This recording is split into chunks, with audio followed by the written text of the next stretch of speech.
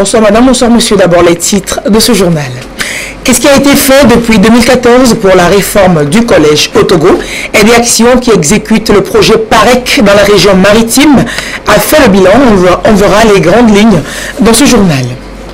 Les nouvelles sont de plus en plus rassurantes ces dernières heures en provenance de la péninsule coréenne. L'on se dirige vers une reprise du dialogue entre le Nord et le Sud, dialogue rompu depuis 2015. Alors que l'on est à un mois des Jeux Olympiques, le président américain félicite et se dit même prêt à entrer aussi dans la tendance de décrispation. Et puis, comment le jeune gourmand Tché devient-il un homme? Comment entre-t-il dans la vie adulte? Il passe par le malcompte des rites initiatiques. Voyage au cœur de la tradition vers la fin de ce journal. Merci de suivre cette édition. Fornacing B veut donner un coup d'accélérateur au dynamisme impulsé depuis plusieurs mois déjà au secteur de l'entrepreneuriat des jeunes. Il a promis pour 2018 la mettre plus encore au cœur des actions du gouvernement. Suite à son discours vœu du 3 janvier dernier, les acteurs du secteur de l'entrepreneuriat apprécient. Suivons dans ce sujet de Pierre Soussoupo. Ces dernières années, des mécanismes pour soutenir les jeunes dans la création de l'emploi au Togo sont légion. De la création du guichet unique à la réduction du délai de création des entreprises, en passant par la réduction des frais, le gouvernement togolais s'est engagé dans la promotion de l'entrepreneuriat. Et beaucoup de jeunes cernent de plus en plus l'enjeu de cette politique à laquelle ils adhèrent.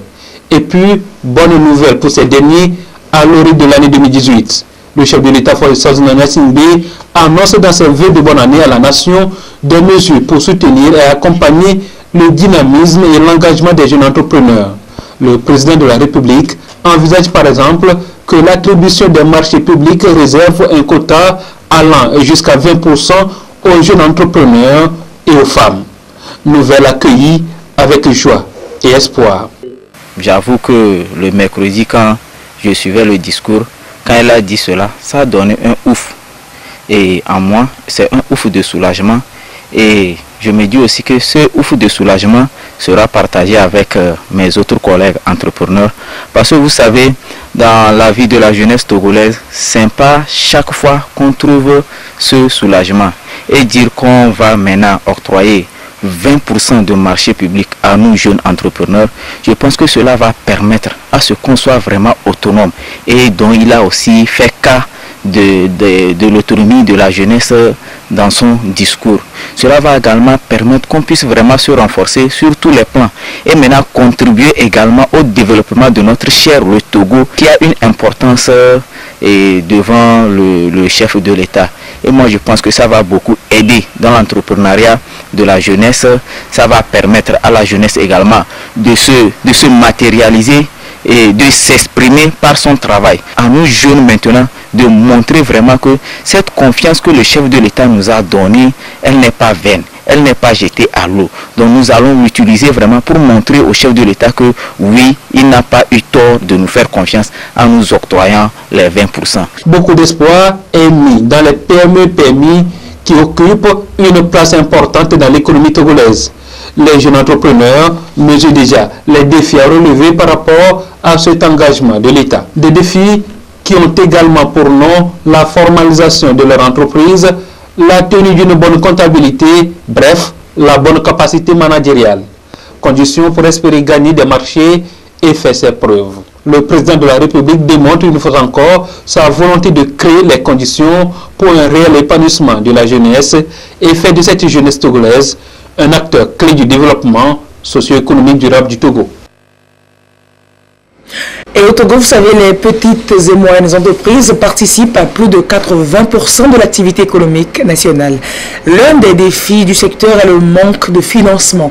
Et pour pallier la situation, des mécanismes ont été mis en place dans le but d'accompagner les jeunes entrepreneurs et les chefs d'entreprise. D'autres perspectives s'ouvrent encore pour cette année nouvelle pour la croissance économique du pays. On en parle avec Carmen Madjé à Katou. Les petites et moyennes entreprises au Togo absorbent la plus importante partie des jeunes dans différents secteurs d'activité, tant dans l'agriculture qui occupe 70% de la population togolaise selon le Conseil national du patronat que dans d'autres secteurs dont l'entrepreneuriat.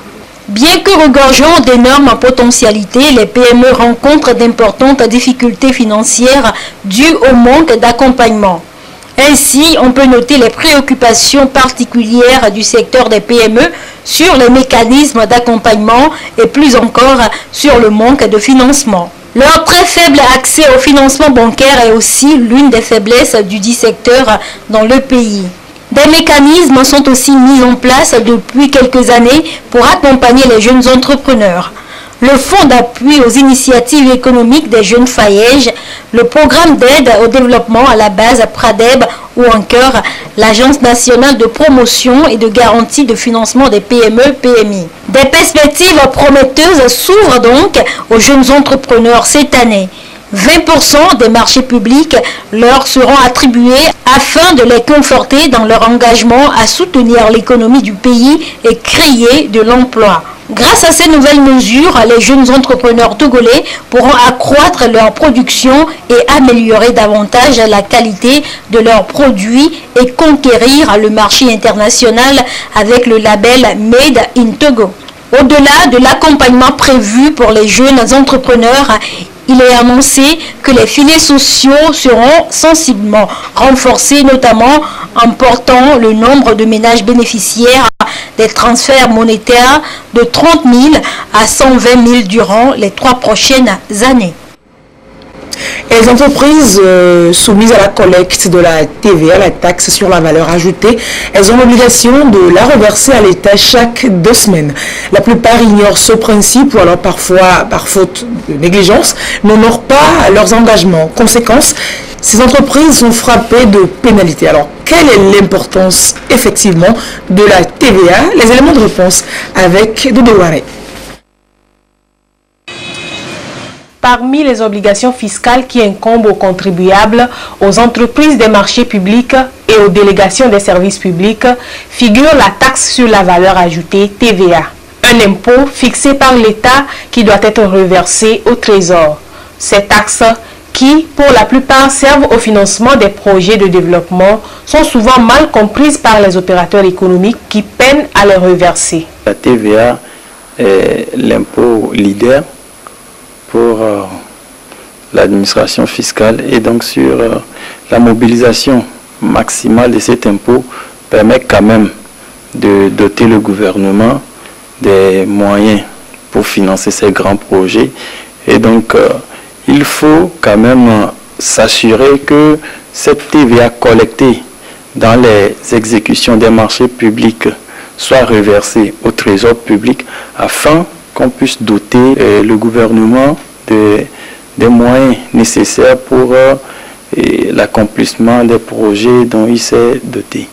La TVA a une valeur importante dans l'administration fiscale, cependant, tous les contribuables ne sont pas autorisés à gérer cet impôt, ce qui pose quelques contraintes aux opérateurs économiques qui manquent d'informations. La TVA est un impôt dont la gestion n'est pas confiée ou elle n'est pas autorisée à tout le monde. Si tu as l'habilité de collecter la TVA, ça veut dire que la loi te fait confiance ou l'administration te fait confiance et c'est sur cette base de confiance qu'il faut marcher afin de reverser cette taxe. Les contribuables ou nos partenaires méconnaissent les procédures qu'il faut faire avant d'obtenir les chèques trésor. Et il y a un comité, en tout cas tripartite, qui siège pour liquider le crédit et déterminer ce qu'il faut allouer comme charge fiscale sur chaque marché. Et donc, quand vous faites le dépôt à titre, le comité siège chaque 2 semaines. Et donc, chaque 2 semaines, au plus, maximum délai en 1 mois, vous avez les fiches de remboursement pour demander les chèques trésor. Et donc, si vous attendez que les matériels arrivent au port avant maintenant de demander les chèques, alors vous allez supporter les surestaristes et vous amputez cette responsabilité à l'administration, comme quoi ça dure, c'est trop long. Pour faciliter le paiement aux entreprises bénéficiaires d'appels d'offres des marchés publics, l'État prend en compte la charge fiscale par le biais des chèques trésors. Les chèques trésors, c'est en tout cas un instrument de paiement que l'État togolais donne aux attributaires de marchés pour supporter la charge fiscale sur les marchés financés sur fonds extérieurs. Parce que ces marchés étant payés par les bailleurs externes sont payés en hors taxe. Donc ça se passe par le mécanisme des chèques trésors. Donc c'est cet instrument qui permet à l'attributaire d'aller sur le marché de biens et services pour acheter les biens et exécuter le marché en TTC. Et donc ça sert pour avoir ces chèques. Il y a une procédure quand même à accomplir au niveau de nos services et au commissariat des impôts. Il y a une lettre qu'il faut envoyer accompagnée des 3 marchés enregistrés et plus les déclarations en douane au cas où il y a des importations dans ce marché et les factures chez les fournisseurs locaux. Les contribuables sont donc conviés à recourir à la bonne information pour ne pas être pénalisés par manque de connaissances liées aux procédures fiscales. Et au chapitre éducation de ce journal, parlons du PAREC, le projet d'appui à la réforme du collège, financé depuis 2014 à hauteur de 4 milliards de francs CFA par l'Agence française de développement. Il vise l'amélioration de l'environnement des collèges du Togo par la construction d'infrastructures scolaires, l'équipement en matériel didactique et la formation des enseignants. Aide et Action Internationale est un partenaire de mise en œuvre de ce projet dans la région maritime. L'ONG vient de faire un bilan après 3 ans d'exécution. Qu'est-ce qu'il en ressort? Voyons avec Dédé Koussao et Sonia Amenipo. Le PAREC, projet de réforme des collèges, est un projet du gouvernement financé par l'Agence française de développement AFD, Aide et Action Internationale et Plan International Togo. Après 3 ans de mise en œuvre, l'ONG Aide et Action fait le bilan des réalisations aux acteurs associatifs et institutionnels. 151 collèges ont été accompagnés pour la mise en œuvre des projets d'école. Et parmi les 150, il y a 15 collèges qui ont été construits, qui ont bénéficié de nouveaux bâtiments. Et donc, il y a eu construction de 40 blocs de latrines.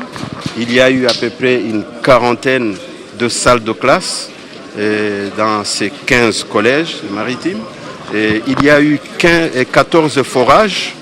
Parmi les 14 forages, je disais 12 forages parce qu'il y a eu 2 écoles qui ont eu la connexion directement à la TDE et un collège qui avait déjà la connexion en eau. Et voilà, il y a aménagement également de terrains de jeu de football avec les grimpés et les sautoirs. Et sans oublier beaucoup plus le renforcement de capacité de membres de COGERES qui accompagnent les écoles, surtout dans les 15 bâtiments qui ont été accompagnés dans la passation de marché avec le montage d'appels d'offres, la sélection des entreprises. Et tous les parents ont été formés également pour tout ce qui concerne la participation à la vie participative à l'école. Et dans tous les collèges, il y a eu production de ce qu'on appelle aujourd'hui les codes de bonne conduite. Et il y a eu formation des clubs d'excellence dans tous les 150 collèges. Le projet PAREC couvre toute l'étendue du territoire national avec un accent sur les constructions scolaires, les formations et l'équipement en matériel didactique. La direction régionale de l'éducation de la maritime s'est réjouie du travail effectué par Aide et Action dans la maritime. Agriculture, la lutte contre les chenilles légionnaires se poursuit avec cette phase de formation des techniciens agricoles et producteurs sur tout le territoire. Une session de formation s'est tenue à Sokodé pour les acteurs de la région centrale. On en parle avec la marque Boujona. La chenille légionnaire est un ravageur qui s'attaque principalement aux graminées. Elle peut aussi être observée sur des arbres fruitiers, des plantes horticoles, fourragères et des mauvaises herbes. La légionnaire a été signalée pour la première fois au Togo en 2016. Elle cause des dégâts importants. La campagne agricole 2016-2017 a été essentiellement marquée au Togo par les invasions et attaques de la chenille sur environ 1000 hectares de maïs. C'est pour une meilleure riposte en termes d'intervention lors d'éventuelles attaques que la direction de la protection des végétaux organise cette session de formation et de sensibilisation des acteurs de la région centrale. Il y a 2 ans de cela, nous avons eu l'apparition de la chenille légionnaire qui a causé beaucoup de dégâts et très rapidement le gouvernement a mis la main dans la poche pour nous donner une somme de 100 millions et cette somme devrait nous permettre de sensibiliser, de former les producteurs, les techniciens en la matière, d'acquérir les appareils de traitement, les équipements de protection individuelle et le produit qui va nous servir à combattre la chenille, qui n'est autre que l'insecticide binaire. Alors, si nous sommes là ici, c'est pour former nos producteurs, nos techniciens, pour qu'ils sachent ce que c'est que la chenille légionnaire, comment elle se développe, quelle est sa biologie, quels sont les moyens qu'il faut en avoir pour la combattre. À l'heure où nous parlons, les 5 régions ont déjà eu l'insecticide binaire, les appareils de traitement et les équipements de protection individuelle. Nous sommes là pour leur parler de ça et savoir comment les utiliser. La connaissance de la biologie de ces ravageurs amène à redouter leur réapparition, voire l'apparition d'autres types de ravageurs au cours des prochaines campagnes agricoles. Cette rencontre vient à point nommé car il est important de former et de sensibiliser les producteurs et techniciens agricoles de l'Institut de conseil et d'appui technique et de la direction régionale de l'agriculture, de l'élevage et de l'hydraulique sur la lutte contre les attaques de chenilles sur le maïs et d'autres cultures.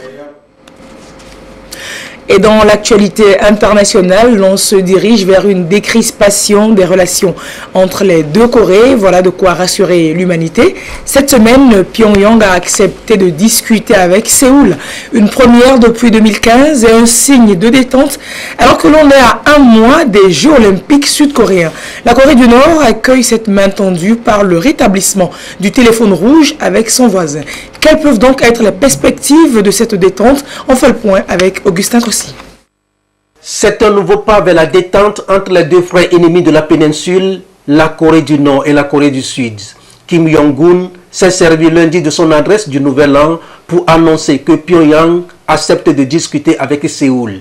Une main tendue acceptée favorablement par la Corée du Sud dans un contexte de tension croissante. Elle a répondu en proposant la tenue le 9 janvier prochain pour la première fois depuis 2015 de discussions de haut niveau sur les Jeux olympiques d'hiver, mais aussi sur d'autres questions d'intérêt mutuel pour l'amélioration des relations intercoréennes. Cette reprise de dialogue marque 2 années de dégradation du climat sur la péninsule, au cours desquelles la Corée du Nord a mené 3 essais nucléaires et multiplié les essais de missiles tout en déroulant des ambitions militaires envers et contre tout. Elle affirme avoir atteint son objectif militaire, à savoir être en mesure de menacer du feu nucléaire l'ensemble continental américain.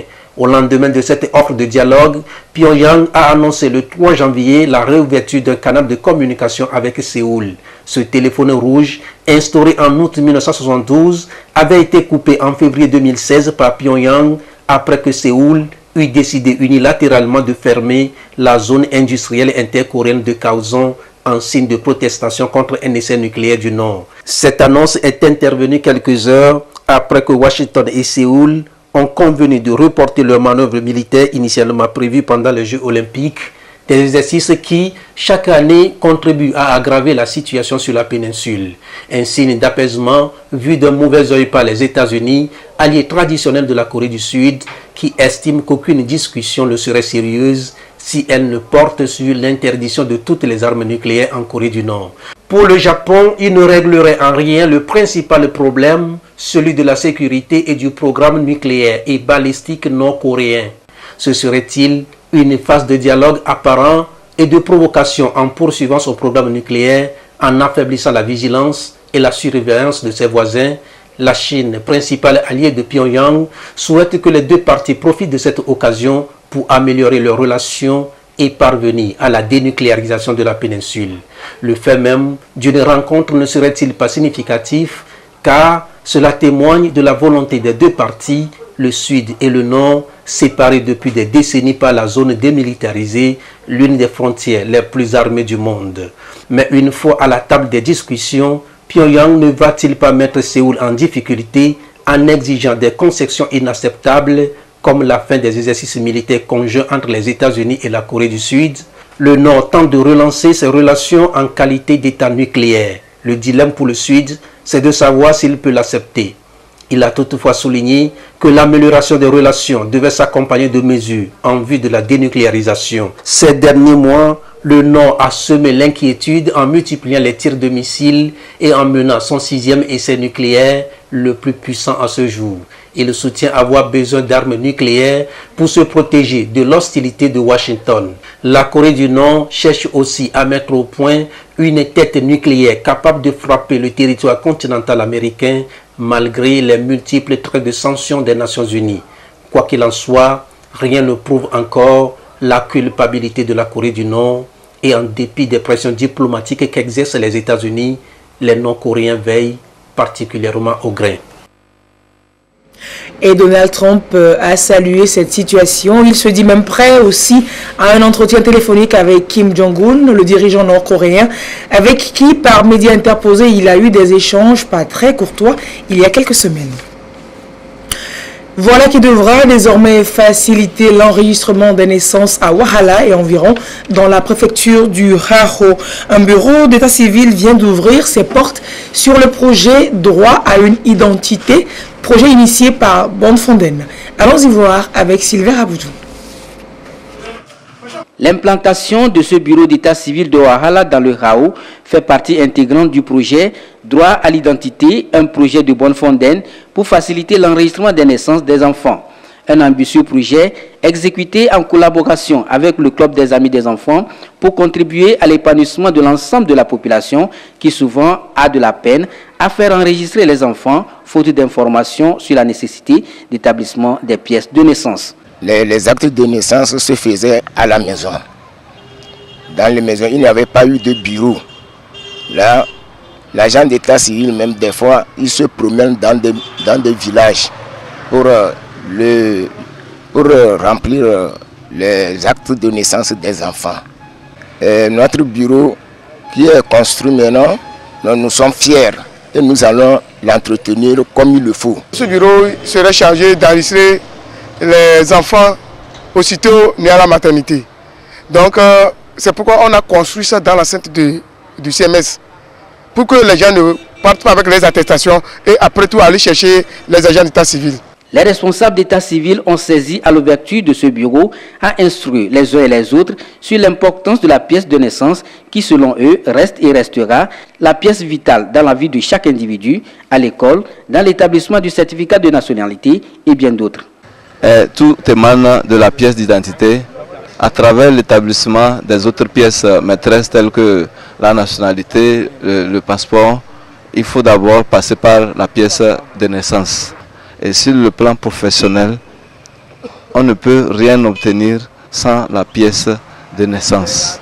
Ce bureau va donc servir de cadre non seulement pour l'enregistrement des naissances, mais aussi la transcription des jugements supplétifs. Et l'ONG Humanity Fest poursuit sa campagne médicale gratuite dans tout le Togo. L'ONG était donc à Bodje, dans la préfecture de Kpele, le mercredi 3 janvier dernier. Plus de 500 personnes ont été touchées par cette opération, dont nous parlent Kwasiglé et Ferdinand Diassoa dans ce sujet.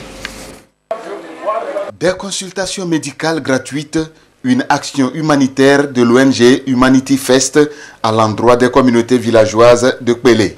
Environ 500 personnes ont bénéficié de cette opération foraine qui cible essentiellement les couches les plus démunies. Nous avons demandé que Humanity Fest International nous accompagne et rapidement est venu nous accompagner dans cette opération. Donc c'est pour cela que nous sommes ici aujourd'hui. Nous remercions Dieu que nous sommes venus parce qu'il y a beaucoup de malades ici, il y a beaucoup de patients et vous pouvez dire que même tous les gens qui sont là, ils ont quelque chose de grave. Ça veut dire, en tout cas, il y a des infections, beaucoup de paludisme persistants. C'est beaucoup de choses qu'on peut faire. Et on va tout voir comment on peut arriver à aider la population. Diverses pathologies sont prises en compte par cette opération. Il s'agit entre autres du diabète, du paludisme, de l'hypertension, des troubles de vision et auditifs. Un soulagement pour les bénéficiaires. Nous avons trouvé cette consultation foraine très satisfaisante parce que nous sommes dans un milieu où on fait de l'agriculture. Nous avons besoin de la santé pouvoir travailler pour nourrir la population. Et ce que nous sommes venus voir aujourd'hui, ça prouve que la politique de bon voisinage, la politique du chef de l'État et du gouvernement pour aider tout le monde à vivre en paix, à profiter des soins sanitaires, je crois que ça a apporté ses fruits. L'initiative fait suite à une mission exploratoire qui entend diagnostiquer les maladies qui sévissent dans la sous-région. Ceci en vue de leur trouver un traitement adéquat. L'ONG Humanity Fest est présente dans 25 pays à travers le monde et ses actions couvrent les domaines éducatifs et sanitaires. Et on se rend à Nadoba dans la préfecture de la Kéran. Il y a quelques jours, la préfecture était sous le feu des projecteurs du Festamber, le festival Tamberma qui était à sa 3e édition. Il est organisé pour rendre visible la culture du peuple Batamariba, dont l'habitat et les Tata Samba sont classés au patrimoine mondial de l'UNESCO. On voit cela avec Nestor Mouzou.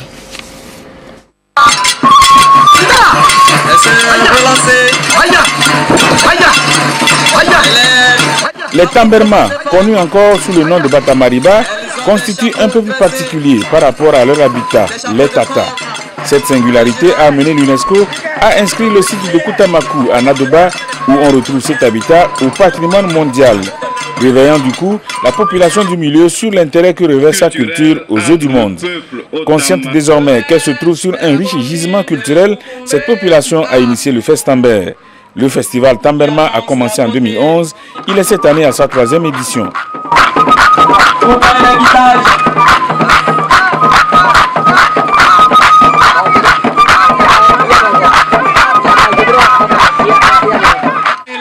Elles ont au mollet des grelots. C'est toute une particularité pour cette danse de Dissori. Une danse de résistance.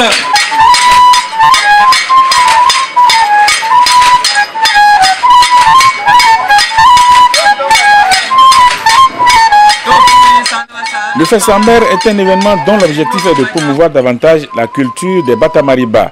Les organisateurs ont placé l'édition de 2017 sous le thème Koutamakou, expression de paix et de cohésion sociale. Au vu des tendances de par le monde qu'il y a des tensions par-ci, par-là, nous nous sommes dit le Koutamakou est heureux de se retrouver autour de sa culture qui est un facteur de paix et de cohésion. Vous écoutez comment les prestations se font, les joies qui animent les deux communautés du Togo et du Bénin, cela n'est que satisfaction. Le Koutamakou a voulu à travers ce festival montrer au peuple du monde que ici à Koutamakou, nous sommes en paix. En dehors de la prestation des groupes folkloriques, une causerie débat a été animée sur les manifestations culturelles et le développement local afin d'amener la population à dépasser l'aspect festif du Festamber et saisir les réelles opportunités qui s'offrent à elle au regard de l'attraction touristique que constitue le site Koutamakou. Et on reste dans la tradition, vous le savez, pour avancer professionnellement, il faut des diplômes. Mais dans nos communautés, dans nos traditions, ce sont les initiations, voilà, les rites initiatiques qui font avancer l'homme socialement. L'initiation pubertaire, entre autres, et en pays Moba et Gourma, on parle de Malcompte. Des jeunes gourmandiers qui sont soumis à ce rituel pour devenir des hommes, des vrais hommes. Nous vous proposerons dans nos prochaines éditions une visite guidée à travers cette pratique, cette tradition, ces rites initiatiques. Ce sera avec Mireille Ali et Augustin Kossi. Restez sur la télévision togolaise pour la suite de ces programmes. C'est la fin de ce journal. Merci donc de l'avoir suivi. À 22h30, vous avez rendez-vous avec Adolphe Paca. À très bientôt. Au revoir.